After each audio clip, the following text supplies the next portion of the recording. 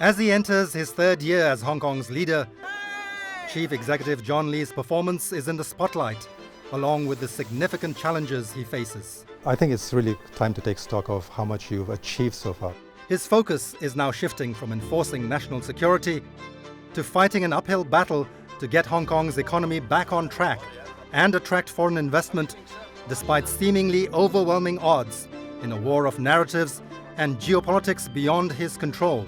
So how are you going to firewall the city from punishing sanctions? Well, the first thing I want to say is despicable that they attempt to pervert the course of justice by threatening sanction on officials. In this candid, freewheeling conversation with us, he discusses all these issues and more, and shares his feelings about what he likes least about being in Hong Kong's top job. The sacrifice of my family is something I feel guilty about it. But being the chief executive, I think, well, there's not much I can do. I thank them for appreciating and giving me the support. This is Talking Post, and here's Hong Kong's John Lee.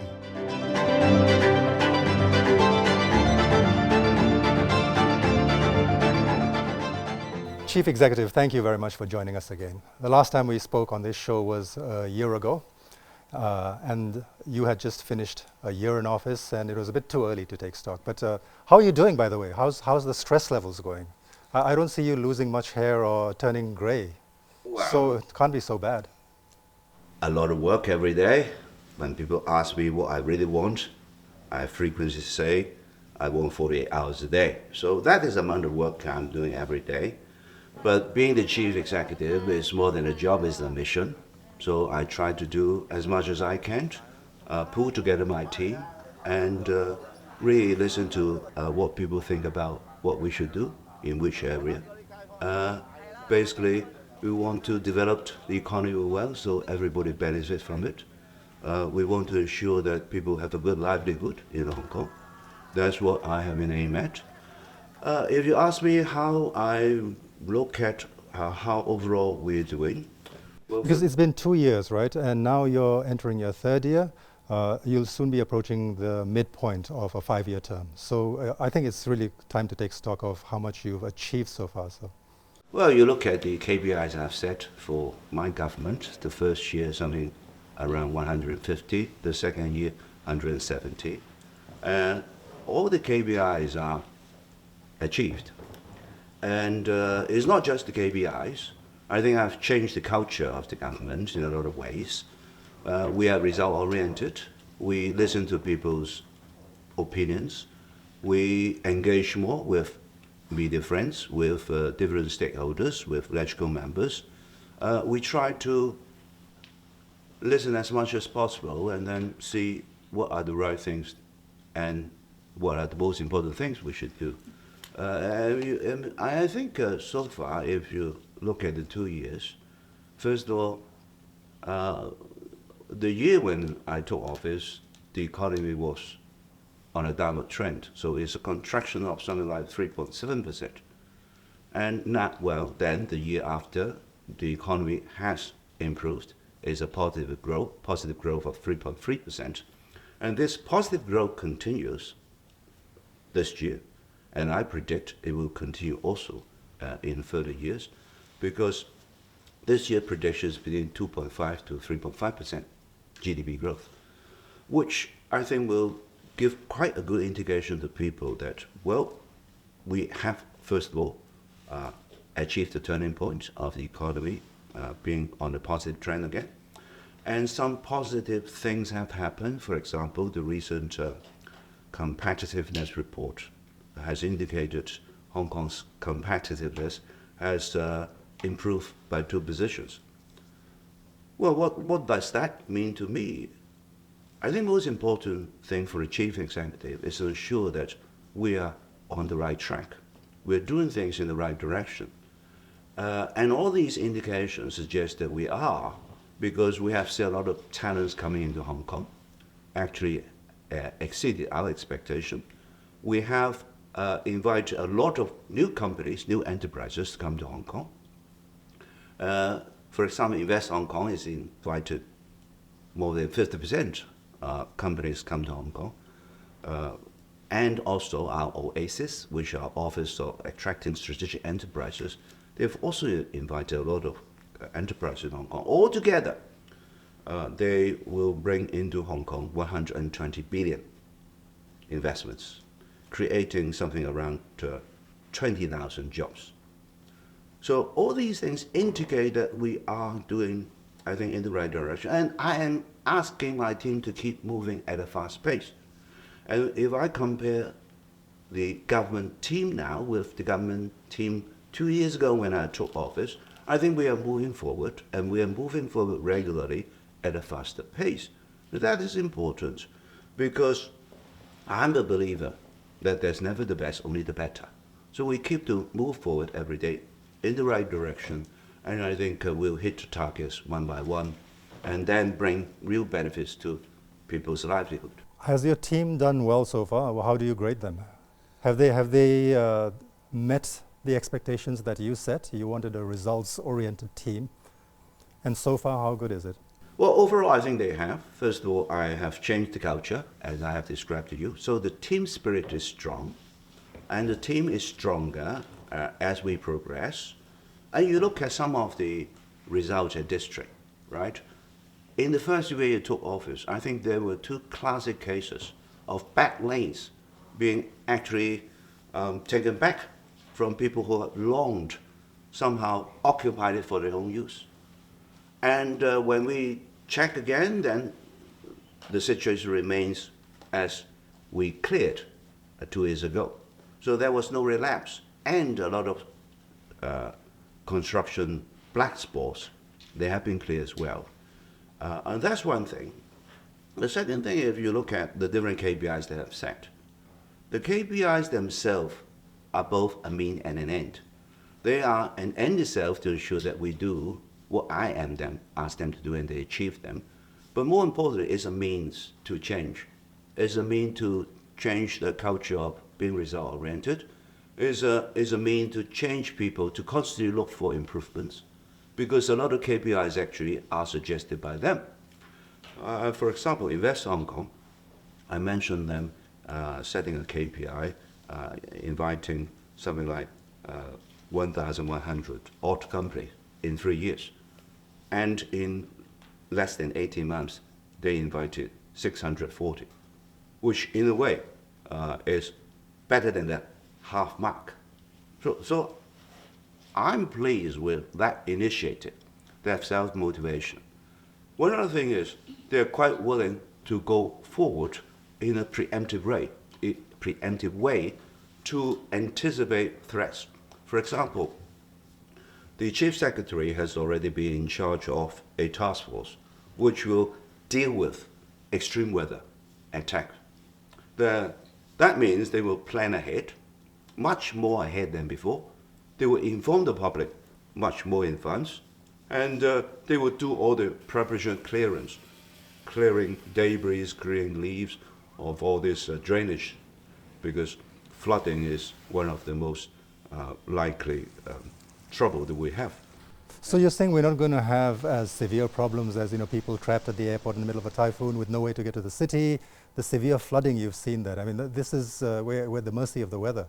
But you're saying we are much better prepared now? It's not going to be so bad the next time we get hit by a black rainstorm?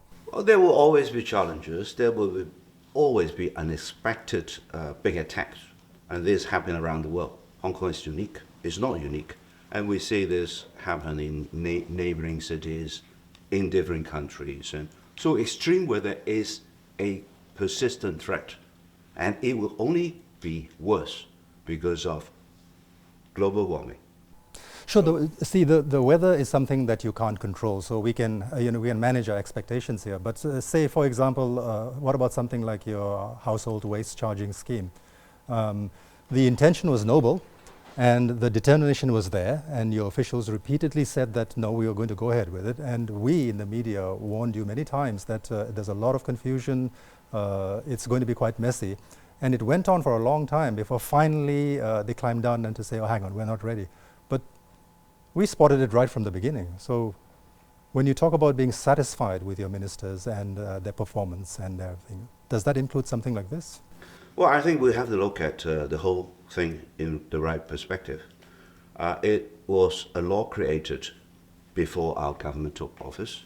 So preparation work was done at that time, but was that preparation work done enough? We assumed office, and then already the Secretary for Environment and Ecology has done a lot of extra things. I think we have mentioned already, before, well, at the time we took office, there was actually almost zero collection for household food waste, almost zero.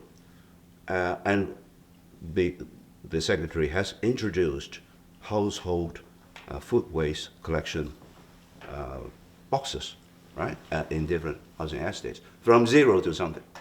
And then I think a lot of other collection points, he has mentioned that they have been increased from something like 700 to something which has doubled. So yes, we have tried to do a lot, but because I think the foundation was a very low and unfulfilled one. So we have a lot of catching up to do. And eventually show that the catch up, even at this fast catching up, it wasn't enough. So we have to be realistic and being able to appreciate the real situation and then think of the right way to deal with it. I think is what the government should do. Imagine if we roll out something that 70% of the population disagree with it. Would they be cooperative? And the other thing is, I personally think that we should not be focusing on such a policy which affects 7.5 million on the pretext of punishment.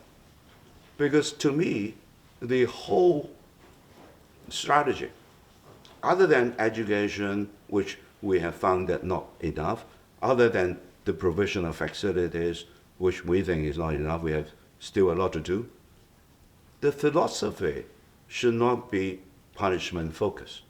And I think it has. And the philosophy also has been not just punishment focused, but punishing some wrong people. For example, cleaning worker. When they are doing their day-to-day job, what they should is collect waste from people. So they're not the culprits. So I think we have to approach it in a proper way. And I think when the strategy should be somehow be refined, then that is why I make that decision. Are you learning some lessons on the job like this now? I think everybody learns. You learn, I learn, right? And that is the way to make improvement. I have said that I'm a believer there's never the best, only the better. So there's always things to learn. And in the Chinese saying, when three people get together, there's already a teacher. So that is my philosophy. That's why I've been telling people about it. I believe everybody has blind spot. There's no know-all in this world. So wisdom lies around us, and mostly in society, in the business sector. So you, of course, understand media better than I do. So I have to keep learning from you. I mean, that is how we improve. And I think my team is sharing the same belief as I do. That means we don't have internal wastage of debating every day as to how we should move forward. So there's quite united thinking within this government ship. And this ship, to me, is progressing in the right direction, faster every day, and I want them to hit targets and targets. You plan to keep this team for the rest of your term? No, they're doing fine. And so why shouldn't they continue? And the team will only be better, because you can see the bigger engagement they have with people. So we appreciate opinion sentiments more. And also, they have 2 years experience now. And I think 2 years experience is quite important. And I have been hearing some supportive opinions and, of course, some not supportive opinions. But so far, I think people have been saying that, well, we are on the right direction. I think that's important. Chief Executive, you painted a rather positive picture of Hong Kong's economy and the future to come as well. But you do realize that there are circumstances completely out of your control, headwinds. internationally, basically. So basically what we're talking about is the Western alliance that is ganging up against China, and Hong Kong is often caught in the crossfire. You've got the US presidential election coming up, and if you've been following the news, you can see that there's some wild stuff going on out there in terms of the two presidential candidates, one who may go to jail. So all bets are off, and you have no idea how they're going to behave towards China in the heat of politics in this very important election. So how are you going to firewall this city from punishing sanctions that they may well impose on Hong Kong? And again, when I say this, you and I know that this has nothing to do with human rights in Hong Kong. It has nothing to do with freedoms in Hong Kong. It's to do with attacking China. And this city, they see this as the weakest link. So on the one hand, you want to develop the economy. You've moved on from national security to the economy and livelihood, which is the most important for Hong Kong people. And you're talking about developing the city into a tech hub. All that is dependent or is controlled internationally by the US and its allies. How are you going to deal with this?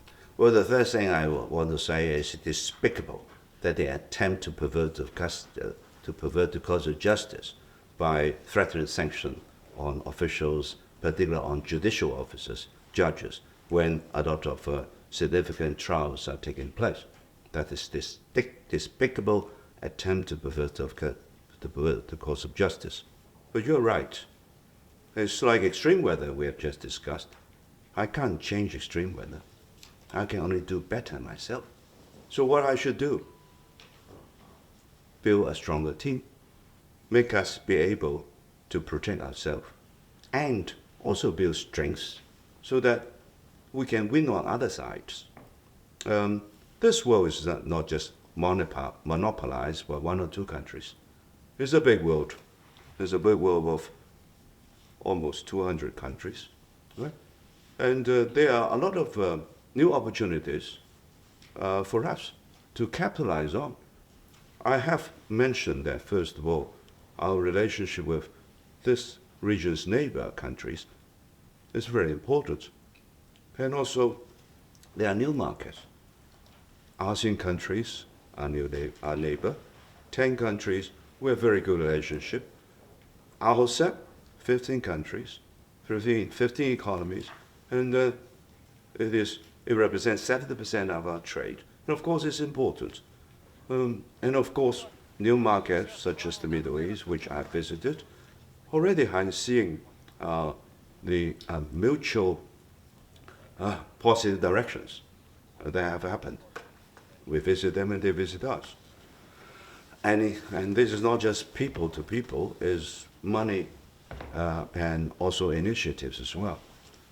And then of course, Europe is also an area that I'm seriously increasing our interaction with. My colleagues, a lot of POs have been visiting to France, Germany, even UK. They do whatever they can. See, Europe, the same Europe that has its representatives here attacking your judicial system, attacking your governance, attacking everything every day. You have the same European officials here. When you ban protests, say, for the Tiananmen anniversary, they go down there almost inciting a protest. So you're expecting to do business with these people? Well, they have, of course, their political agenda, which they will continue. I would imagine that the relationship will not become very quickly very good. But I think equally, all countries are pragmatic. Pragmatic in the sense that you want to create benefits to the people in your country. Otherwise, they will lose their office. So I think what will benefit people, other than other different political ideologies, is actually better business, better investment, better return, and also better people-to-people engagement. Government to government, of course, they each have their political agendas. But I think people are pragmatic. Investors want bigger return of money. Workers want to have better jobs. Entrepreneurs want potentials, opportunities. This is what Hong Kong is all about. And I think people are so pragmatic with what Hong Kong can offer, both because of Hong Kong's strengths and also because Hong Kong's two advantages, one being connected to mainland, one being connected internationally. So talent attraction is a strength of Hong Kong. Hong Kong being an international city, which people can both work hard and play hard, is an attraction. The low tax system is a big attraction. You only have to pay 50% of your income tax, where you may have to pay something like 20 to 40% if you work elsewhere. And also, Hong Kong's tax is not just simple. It's also very vital to individuals. There's no dividend tax if you invest. There's no capital gain tax. So you make investment here, you take home what you get. And also we have no estate tax. This is very vital to big wealth people. And we have a lot of incentives for different sectors as well. Yes, sure. I mean, there is no disputing the attractions that Hong Kong has to offer for business. But the problem is what's going on here is a war of narratives, right? And Hong Kong, unfortunately, I have to say from my observation, is losing this war of narratives because the counter-narrative is so strong. So take, for example, now you've got all these national security cases coming up, very high profile. And this is an area that you're going to be attacked for sure because they will question the rule of law here and judicial independence. And you have, it doesn't help that you have foreign judges at our top court quitting. One of them has just broken all boundaries now. He's gone to the extent where he's gone to the media to complain about judicial independence here. And he's infused politics in that now. And this is a very influential judge. People listen to these people. So he's going around saying Hong Kong is on the verge of becoming a totalitarian state, which I think is ludicrous. And you and I know it's ludicrous, but that's the message that's going out. And these stately English lordly gentlemen saying it to their audience is accepted. And this dissuades people from coming here to invest. How will you tackle that? Well, there is a very serious disinformation campaign, no doubt about it. And that has happened many years ago, pre-2019, when we had that black violence and color revolution. And that campaign will just go on. Serious disinformation campaign. It's not easy, but we have to be confident that we do our part better. So we just have to work out and tell people what the true and real situation of Hong Kong is. We will go out and tell. I think the whole of Hong Kong will go out to tell. It's not just the government team. Everybody who knows that this is false will have to tell. Because in the name of justice, in the name of being truthful to the world, and more importantly is, I think we work on the people rather than the government. We work on the people by expanding our network, inviting people to come to Hong Kong. We have organized a lot of international conferences here. A lot of big shots have come to Hong Kong. I think they are influential people, so they will go back and tell the true Hong Kong situation to the world. We invite opinion leaders also to come, and we just have to keep doing it. And the other thing is, well, yes, they have monopolized some positions, but there are other positions where we can open up. So I will tell the world, for example, in the Middle East, I will tell the world in ASEAN, I will tell the world in Asia Pacific, I will tell the world in Central Asia, and I'll tell the world as we go out. So I will be making visits to different parts of the world, but it is a tough disinformation campaign. I agree. Is the worst yet to come, and are you going to win this fight? Have you got enough time to win this fight? You got 3 more years. At the end of the day, truth always prevails. I think righteousness always prevails. And although we have very professional liars, thefts, who are all trained up, right, by different governments to steal, to lie, and to cheat you, right, as a former Secretary of State has openly told people. They will continue to do it, but awareness is important, and also try to protect yourself more so that you don't get somehow be injured or infected in due course. Wake up to it and go out, build strength in yourself. So we will make ourselves stronger.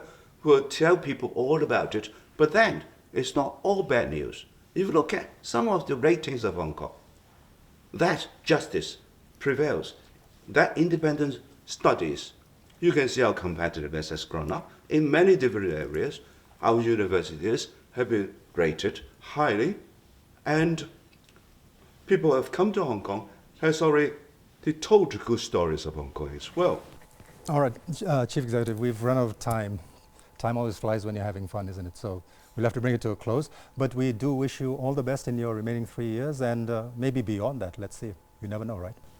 Well, I'm very confident in Hong Kong. I'm confident in Hong Kong people's resilience and Hong Kong people's will to do always better, to also beat challenges. I have strong faith. We have gone through different stages of economic changes, and we've all come out with flying colors. We'll continue to do that. All right. Thank you very much, Chief Executive. Thank you, Yonden.